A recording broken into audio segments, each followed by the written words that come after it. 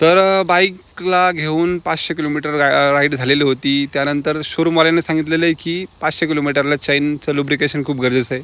त्यासाठी ब्रश तर काय आलेलं नव्हतं, तर लोकल ब्रशने काम करू.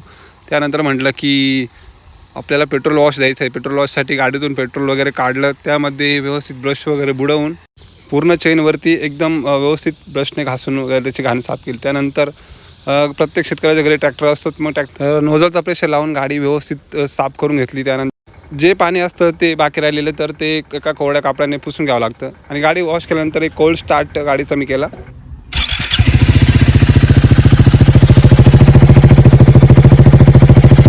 तर हे काम आटोपून मी गेलो गॅस स्टेशनला. तिथे गॅस भरायचा होता, गाडी वॉश करायची होती, कारण की आता एक नवीन बिझनेस ट्रिप आहे मुंबईसाठी.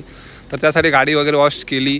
जे मटेरियल पाहिजे होतं ते स्टोअरला गेलो, स्टोअरवरून मटेरियल काढलं आणि गाडीमध्ये भरलं, कारण की उद्या लवकर निघायचं आहे. त्यात सोबत एक पार्सल पण आलेलं होतं, म्हणजे गरजेचं होतं खूप. हे चेन लुब्रिकंट आहे, जे की मोटिव्हल कंपनीचं असतं.